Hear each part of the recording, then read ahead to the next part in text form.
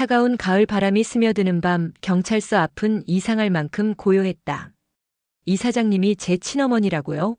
믿을 수 없는 말을 들은 은호는 숨을 삼켰다. DNA 검사 결과지에 찍힌 99.99%라는 숫자가 눈앞에서 아른거렸다. 평생 따뜻하게 자신을 감싸주던 고성의 이사장, 그 품이 그렇게 낯설게 느껴진 적은 한 번도 없었다. 그러나 현실은 잔혹했다. 믿고 의지했던 그 여인이 자신이 잃어버렸다고 말하던 딸이 바로 자신이었다. 충격 속에서 은호가 자리에서 일어서려는 순간 이 사장의 몸이 휘청거리더니 그대로 바닥에 쓰러졌다. 이 사장님, 은호의 절규가 공기를 갈랐다. 경찰서 안팎으로 사람들이 몰려들었고 구급차가 사이렌을 울리며 도착했다. 손끝이 얼어붙은 채 은호는 떨리는 손으로 성희의 손을 잡았다. 차가웠다. 너무나도 차가웠다. 정신 차리세요. 제발. 그날 밤 구급차 안에서 은호의 눈에 맺힌 눈물 한 방울이 성희의 손등 위로 떨어졌다.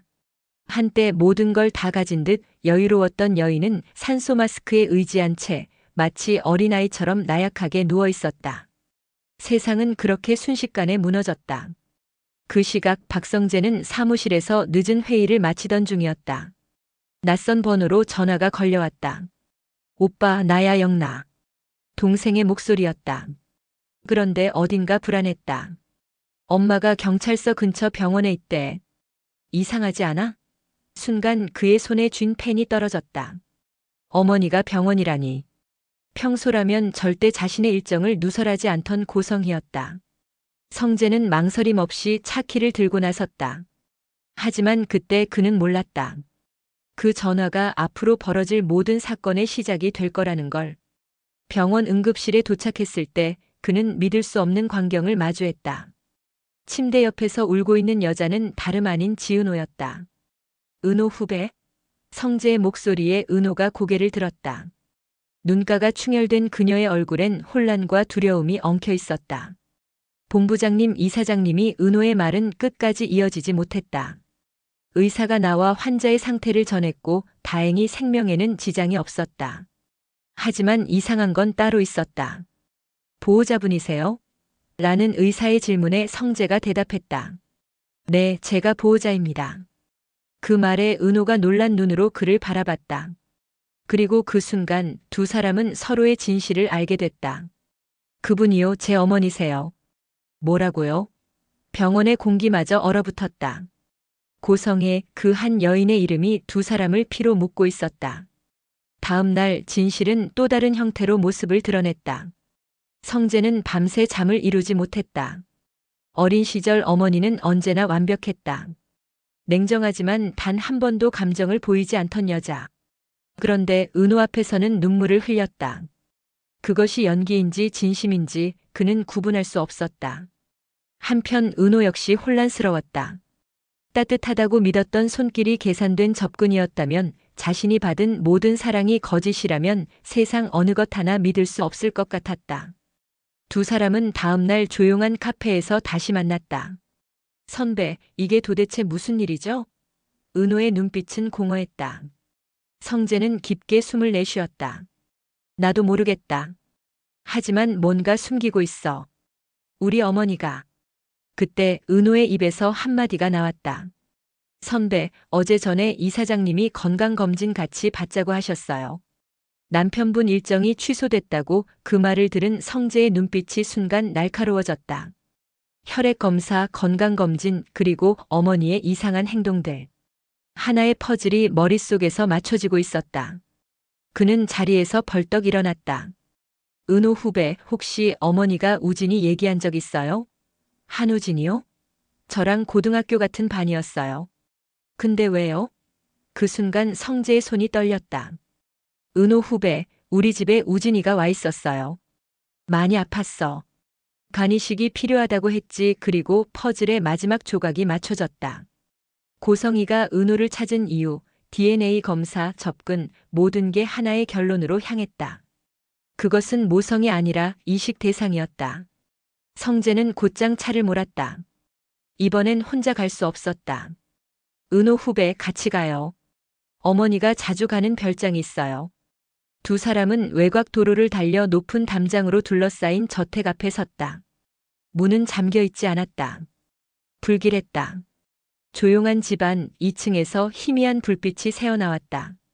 문을 열자 링거의 의지에 누워있는 한우진이 있었다. 창백한 얼굴, 메마른 입술, 그리고 침대 옆 약병들. 우진아 은호의 목소리가 떨렸다. 우진은 천천히 눈을 떴다.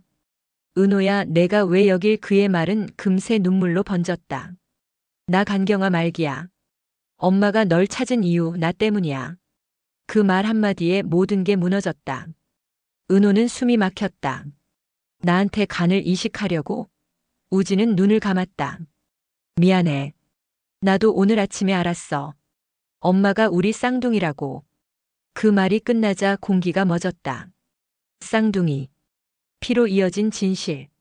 그러나 그것은 축복이 아니라 저주였다. 성재는 분노를 삼키며 자리에서 일어났다. 이건 그냥 넘어갈 일이 아니야. 어머니를 아버지께 직접 대면시켜야 해. 그날 밤 박진석의 서재에는 묘한 긴장감이 감돌았다. 아버지, 말씀드릴 게 있습니다. 성재의 목소리는 낮고 단단했다. 곧 문이 열리고 고성희가 들어왔다. 얼굴에는 여느 때처럼 완벽한 미소가 걸려 있었지만 그 눈빛은 흔들리고 있었다. 청재야, 무슨 일이니? 이 밤에 어머니께서도 들으셔야 할 이야기입니다. 그 한마디에 방 안의 공기가 바뀌었다. 성재는 차분히 입을 열었다. 우진이의 병, 별장에서의 치료, 그리고 은우를 찾은 이유, 아버지, 모든 게 그분의 계획이었습니다. 박진석의 눈빛이 차갑게 굳었다. 성희, 사실이요? 잠시 침묵이 흘렀고 결국 그녀의 입에서 미약한 목소리가 나왔다. 네. 우진이가 간이식이 필요해요. 하지만 당신이 알면 그 아이를 후계자로 인정하지 않을까봐. 박진석의 눈이 차가워졌다. 그래서 딸을 이용했단 말이오? 고성희는 무릎을 꿇었다. 난 그저 우리 가족을 지키고 싶었어요. 그게 가족이요? 성재의 목소리가 떨렸다.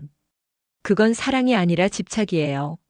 사람을 살리겠다고 또 다른 사람을 희생시키는 그런 게 모성인가요? 고성희의 어깨가 무너져 내렸다. 그제야 그녀의 눈에서 진짜 눈물이 흘렀다. 나는 가난이 너무 무서웠어.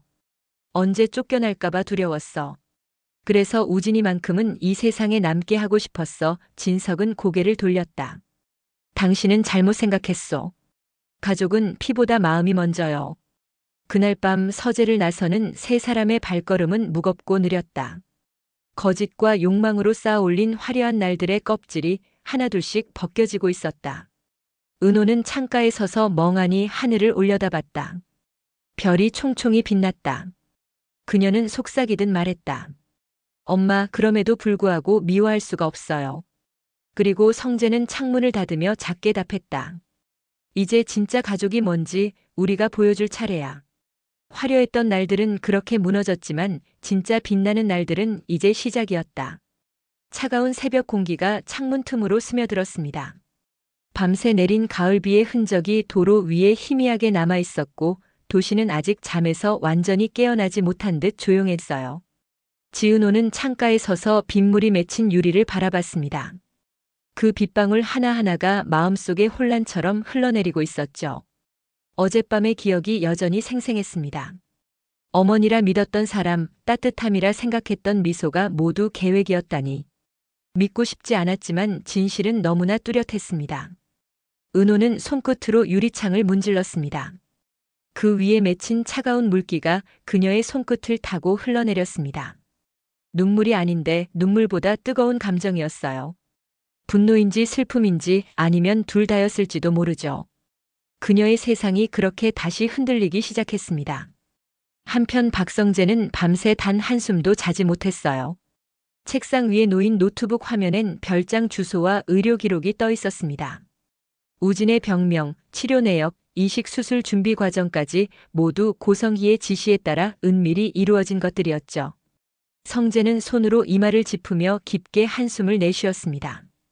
이게 가족이었나? 그는 자신이 지금까지 믿어온 모든 관계가 낯설게 느껴졌습니다. 완벽한 가정이라 믿었던 그 집의 균열은 생각보다 깊고 오래된 것이었어요. 그리고 그 균열 속에는 어머니의 욕망과 두려움, 그리고 자신이 몰랐던 또 다른 비밀이 도사리고 있었죠. 아침 햇살이 희미하게 번져올 무렵 성재는 결심했습니다. 이대로 두면 안 되겠어. 이건 진실이 밝혀져야 해.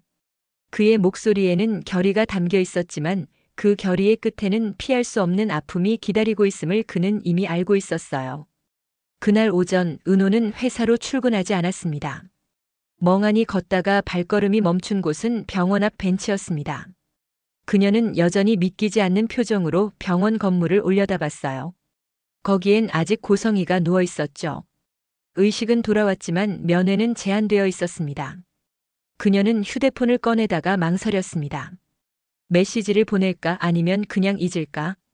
하지만 결국 아무것도 하지 못한 채 화면을 꺼버렸어요. 마음속 어딘가에서 아직 엄마라는 이름을 완전히 지우지 못한 자신이 미웠습니다. 그녀가 왜 그랬을까 이유를 알고 싶었지만 그 이유가 더 큰 상처가 될까봐 두려웠습니다. 그 순간 그녀의 앞에 조심스레 다가오는 그림자가 있었어요. 성재였습니다. 그는 조용히 옆자리에 앉아 말없이 그녀를 바라봤어요. 잠시 동안 아무 말도 오가지 않았습니다. 그 침묵이 오히려 많은 이야기를 대신했죠. 한참 만에 성재가 입을 열었습니다. 어머니가 깨어나셨어요. 그 한마디에 은호의 어깨가 떨렸습니다. 그래요? 의식은 돌아왔는데 말을 많이 하면 안 된대요. 아직 몸이 회복이 안 돼서. 그렇군요. 짧은 대답이었지만 그 안엔 수많은 감정이 뒤섞여 있었습니다. 죄책감, 분노, 그리움, 그리고 설명할 수 없는 슬픔. 은호 씨. 성재의 목소리가 낮게 가라앉았어요. 혹시 어머니를 용서할 수 있을 것 같아요? 은호는 고개를 숙였습니다. 그리고 조용히 대답했죠. 모르겠어요. 하지만 이유는 듣고 싶어요. 그게 마지막이 될지라도. 그 한마디가 차가운 바람처럼 마음을 스쳐갔습니다. 성재는 고개를 끄덕였어요. 그럼 함께 가요. 어머니 혼자 두면 안 돼요. 그들의 걸음이 병원 복도로 이어졌습니다. 복도는 고요했고 그 고요함 속에서 시간조차 숨을 죽인 듯 느리게 흘렀습니다. 병실 문 앞에 다다랐을 때 은호의 손이 떨렸어요. 문 손잡이를 잡은 손끝이 하얗게 질렸죠. 성재가 그 손 위에 살짝 손을 올렸습니다. 괜찮아요. 같이 들어가요. 문이 열리고 침대 위에 고성이가 그들을 바라봤습니다. 창백한 얼굴, 마른 입술. 하지만 그 눈빛만큼은 여전히 강했습니다. 은호는 잠시 그 자리에 멈춰 섰어요. 그리고 낮게, 그러나 단호하게 말을 꺼냈습니다. 왜 그랬어요, 이사장님? 그 말 속에는 엄마라는 호칭이 빠져 있었습니다. 성희는 눈을 감았다가 천천히 떴습니다. 그리고 나지막하게 속삭였어요. 미안해요. 하지만 널 지키고 싶었어요. 지키고 싶었다고요? 은호의 목소리가 떨렸습니다. 사람을 살리겠다고 다른 사람을 이용하면서요? 성희의 눈가에 눈물이 맺혔습니다. 넌 모를 거야. 내가 그동안 얼마나 두려웠는지. 그 아이가 내 마지막 희망이었어. 그럼 저는요? 저는 당신에게 뭐였죠? 희망을 위한 도구였나요? 성희는 아무 말도 하지 못했습니다. 눈물이 흘러내렸고 그 눈물은 침대 시트 위로 떨어졌습니다. 한참을 그렇게 침묵하다가 그녀는 떨리는 손으로 은호의 손을 잡았습니다. 그래도 내가 살아있어줘서 고마워. 은호는 손을 뿌리치지 않았지만 잡지도 않았어요. 그 손 위에 눈물이 한 방울 떨어졌습니다. 그 순간 성재는 고개를 돌렸습니다. 두 사람의 관계를 바라보는 그의 눈빛엔 복잡한 감정이 깃들어 있었어요. 그는 어머니를 향해 마지막으로 한마디만 남겼습니다. 어머니, 이제 거짓은 그만하세요. 진실은 이미 드러났어요. 병실의 공기가 묘하게 무거워졌습니다. 성희의 입술이 미세하게 떨렸고 창밖에서는 빗방울이 다시 떨어지기 시작했어요. 그 빗소리가 마치 오래된 고백처럼 병실 안을 메웠습니다. 은호는 조용히 일어나 문 쪽으로 향했어요. 성재는 잠시 그녀를 바라보다 따라 나섰습니다. 병실 문이 닫히는 순간 성희는 눈을 감았습니다. 미안해 그 한마디가 공중에 흩어졌고 눈물 한 줄기가 그녀의 뺨을 따라 흘렀습니다.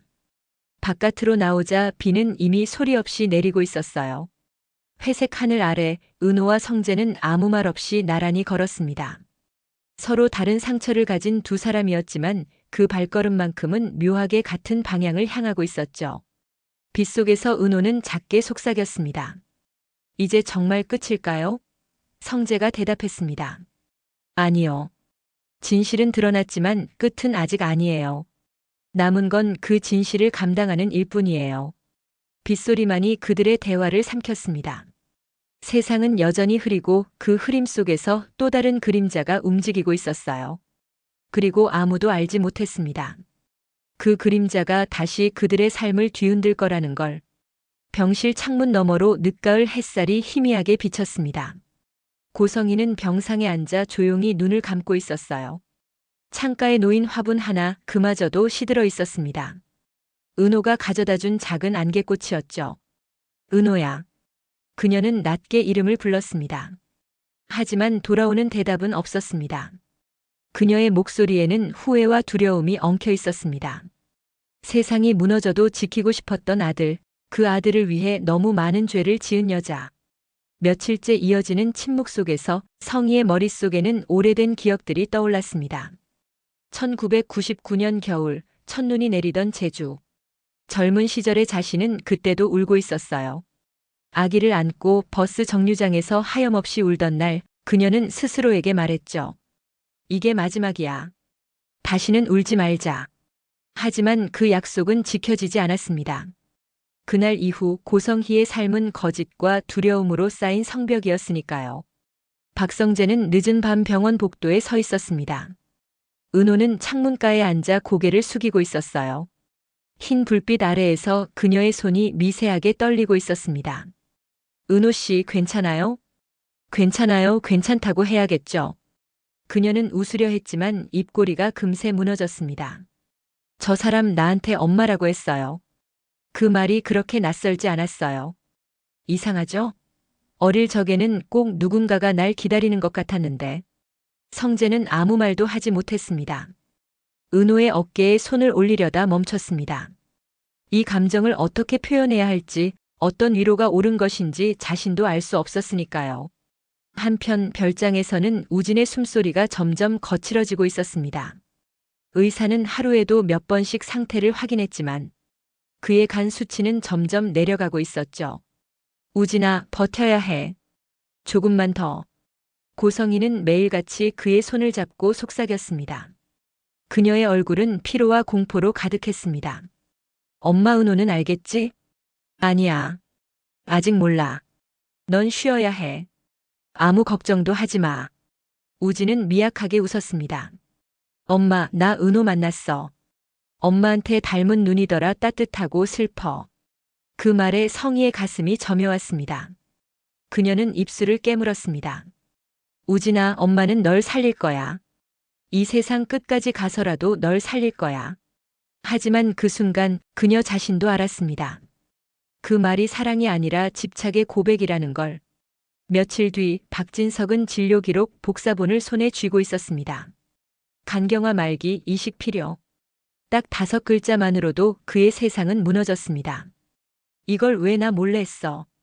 그는 서류를 내려치며 분노했습니다. 고성희는 아무 대답도 하지 못했습니다. 진석의 손이 떨리고 있었죠. 나는 그 아이를 위해서라면 뭐든 해주려 했어. 근데 당신은 날 이용했어. 사랑도 가족도 믿음도 전부 이용했잖아. 회장님 제발. 이젠 그만해. 당신의 사랑이 그 아이를 더 아프게 만들고 있어. 진석의 눈가에는 분노보다 슬픔이 더 짙었습니다. 그는 조용히 방을 나섰습니다. 그날 밤 은호는 다시 별장을 찾아갔습니다. 아무도 모르게 조용히. 눈이 내리고 있었죠. 문틈으로 새어나오는 불빛을 따라 안으로 들어서자 침대 위에 우진이 그녀를 바라봤습니다. 은호야. 왜 그랬어요, 우진아? 왜 이런 걸 숨겼어요? 엄마가 그랬어. 너는 몰라도 된다고. 근데 나 이제 무서워. 은호는 그의 손을 잡았습니다. 나 내 동생이라며. 응, 쌍둥이래. 그럼 나한테 이렇게 말하지 말았어야지. 살고 싶으면 나한테 기대라고. 은호의 눈물이 우진의 손등에 떨어졌습니다. 난 내가 사는 게 좋을 거야. 엄마는 몰라도 돼. 넌 살아야 해. 그녀는 울음을 삼키며 그의 얼굴을 쓸어내렸습니다. 그러니까 약속해. 나 없이도 살아. 다음 날 아침 박진석의 서재. 모든 가족이 모여 있었습니다. 침묵이 흐르고 있었습니다. 박진석이 입을 열었습니다. 오늘부로 이 집은 잠시 문을 닫을 거요. 회장님, 그게 무슨. 우린 모두 잘못했어. 누구보다 나부터. 사람보다 명예를, 사랑보다 체면을 앞세운 내 죄가 크오. 그의 시선이 고성희에게 향했습니다. 성혜 씨, 떠나시오. 하지만 도망치지 마요. 이젠 진실을 마주해야 하니까. 고성희는 아무 말 없이 고개를 숙였습니다. 그녀의 눈에서 천천히 눈물이 흘러내렸습니다. 그 눈물은 지난 25년 동안 감춰온 죄의 대가처럼 무거웠습니다. 며칠 후 우진은 수술실로 들어갔습니다. 은호는 수술실 앞 의자에 앉아 하염없이 기도했죠. 제발 제발 살려주세요. 우진이가 살아야 우리 모두가 용서받을 수 있어요. 그리고 그날 밤 병실 불빛이 꺼질 무렵 한 줄의 문자가 은호의 휴대폰에 도착했습니다. 은호야, 고마워. 그리고 미안해. 이제 엄마를 미워하지 마. 보낸 사람 우진. 은호는 화면을 바라보다 천천히 눈을 감았습니다. 눈물 한 줄이 뺨을 타고 흘렀습니다. 그 눈물은 슬픔이 아니라 처음으로 느낀 가족의 무게였습니다. 구독과 좋아요는 저에게 큰 힘이 됩니다. 지금까지 드라마 판다였습니다.